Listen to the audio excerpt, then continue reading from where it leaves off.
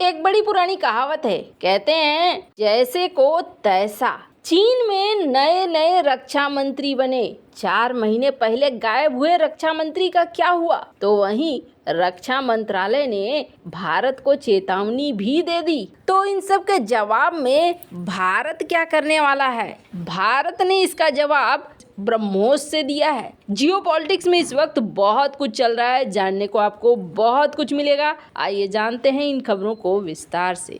चीन के रक्षा मंत्री ली सांगफू 4 महीने पहले गायब हो गए थे। अब उनकी जगह चीन के राष्ट्रपति शी जिनपिंग ने डोंग जुन को नया रक्षा मंत्री बनाया है। लोकल मीडिया के मुताबिक डोंग जुन चीन की सेना पीपुल्स लिबरेशन आर्मी के नेवी चीफ थे। इससे पहले के रक्षा मंत्री सांगफू अगस्त में अचानक गायब हो गए थे। वो 29 अगस्त के बाद से पब्लिक प्लेटफॉर्म पर नजर नहीं आए। इसके बाद अक्टूबर में चीन ने उन्हें पद से हटा दिया था, लेकिन पद से हटाने के पीछे कोई कारण नहीं बताया गया। ली सांगफू के लापता होने को लेकर अब तक कई तरह के कयास लगाए जा रहे हैं। न्यूज एजेंसी रॉयटर्स के मुताबिक सांगफू पर भ्रष्टाचार के आरोप थे। सांगफू हथियार खरीद से जुड़े मामलों में जांच का सामना कर रहे थे। कुछ माह पहले चीन के विदेश मंत्री चीन गैंग भी अचानक लापता हो गए और बाद में जुलाई के महीने में उनके स्थान पर दूसरे व्यक्ति के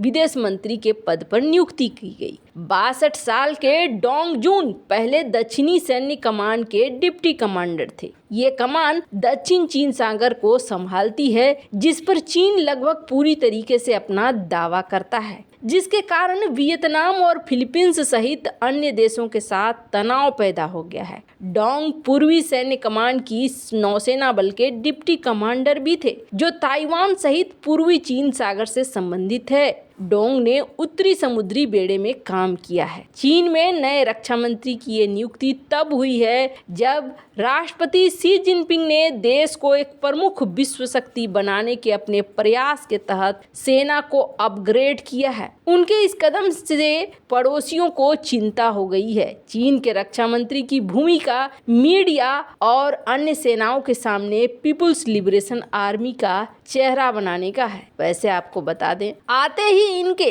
रक्षा मंत्रालय की तरफ से भी एक बयान आया है और ये बयान कहीं न कहीं भारत के लिए आया है। भारत के लिए क्या बयान आया है तो आपको बता दें, भारत को बिना नाम लिए एक चेतावनी जारी की गई है। चेतावनी जारी करने के पीछे वजह ये थी कि भारत और फिलीपींस के बीच में नज़दीकियां बहुत बढ़ रही है और जैसे जैसे नज़दीकियां बढ़ रही हैं वैसे वैसे चाइना को टेंशन हो रहा है। विवादित क्षेत्र दक्षिण चीन सागर में भारत और फिलीपीन की नौसेनाओं के बीच हालिया नौसैनिक अभ्यास से नाखुश हो गया चीन। चीनी सेना ने बृहस्पतिवार को कहा कि विभिन्न देशों के बीच रक्षा सहयोग से तीसरे देशों के हितों और क्षेत्रीय शांति को नुकसान नहीं पहुंचना चाहिए। भारत नौसेना के एक पोत और फिलीपीन की नौसेना के एक जहाज के बीच नौसैनिक अभ्यास के अलावा फ्रांस की फिलीपीन की नौसेना के साथ नौसैनिक हवाई अभ्यास करने की योजना के बारे में चीन के आधिकारिक मीडिया के प्रश्न पर चीन के रक्षा मंत्रालय के प्रवक्ता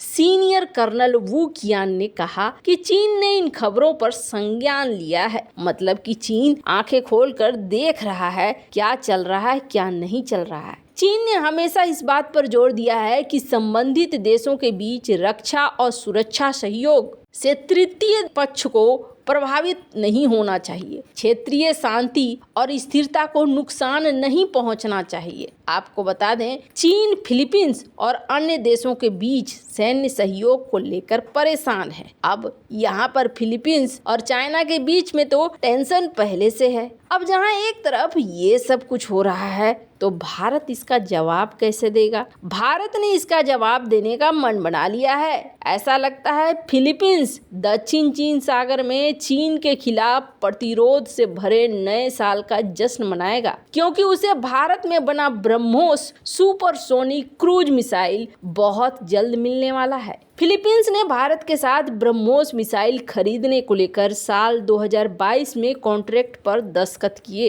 और ये मिसाइल सिस्टम फिलीपींस नौसेना की क्षमता को बढ़ाएगा, जो दक्षिण चीन सागर में चीन की आक्रामकता का सामना कर रहे हैं। यूरेशियन टाइम्स ने अपनी एक रिपोर्ट में बताया है कि भारतीय नदी ब्रह्मपुत्र और रूस की मोस्कवा नदी के नाम पर ब्रह्मोस मिसाइल का निर्माण हुआ है, जो एक सप्ताह में दक्षिण पूर्व एशियाई देश पहुंचा दिया जाएगा। ये मिसाइल इकाइयां दुनिया की सबसे लंबी तटरेखा वाले देश को सुरक्षित करने में मदद करेगी। समुद्री सुरक्षा और एशियाई सुरक्षा वास्तुकला विशेषज्ञ का ये कहना है कि इसके समुद्री तट पर रखी गई ब्रह्मोस कोई भी खतरे को जवाब देने की क्षमता रखती है और ये फिलीपींस की बहुत बड़ी मदद करेगी। आपको बता दें, ब्रह्मोस की डिलीवरी के बाद Philippines supersonic anti ship cruise missile क्षमता वाले दक्षिण पूर्व एशियाई देश के एक छोटे क्लब में शामिल हो जाएगा। इंडोनेशिया ने 2011 से जहाज आधारित रूसी मूल की Yakhont supersonic anti ship cruise missile का संचालन किया है, जबकि 2015 में वियतनाम की सेना ने रूस से 2 भूमि आधारित बेस्टियन पी मोबाइल तटीय रक्षा मिसाइल सिस्टम भी खरीदी थी। 17 फरवरी 2023 को 21 फिलीपींस मरीन के एक बैच ने नई खरीदी गई BrahMos anti ship supersonic cruise missile के संचालन रख रखाव का ट्रेनिंग भी पूरा कर लिया है। 23 जनवरी से लेकर 11 फरवरी 2023 तक इन्होंने सारी चीजें सीखी है। 31 दिसंबर 2021 को फिलीपींस के रक्षा मंत्रालय ने घोषणा की है कि ब्रह्मोस एरोस्पेस प्राइवेट लिमिटेड को $374 मिलियन की कीमत पर तट आधारित एंटी शिप मिसाइल सिस्टम की आपूर्ति के प्रस्ताव को स्वीकार करते हुए नोटिस ऑफ अवार्ड जारी किया गया है। ब्रह्मोस हथियार प्रणाली खरीदने के लिए फिलीपींस लंबे वक्त से कोशिश कर रहा था और आपको बता दें, आखिरकार ब्रह्मोस मिसाइल सिस्टम हासिल कर चुका है। अब सवाल उठता है कि क्या ब्रह्मोस इतना शक्तिशाली है? तो आपको बता दें, बिल्कुल तेज सुपरसोनिक क्रूज मिसाइल है। पनडुब्बी, जहाज, विमान, भूमि प्लेटफॉर्मों से लॉन्च किया जा सकता है। आवाज की रफ्तार से 3 गुना ज्यादा रफ्तार से उड़ता है, जिससे दुश्मन के लिए इसे नीचे गिराना मुश्किल हो जाता है। कहने का अर्थ ये है कि नए रक्षा मंत्री के आने का स्वागत क्या ब्रह्मोस मिसाइलों से भारत कर रहा है?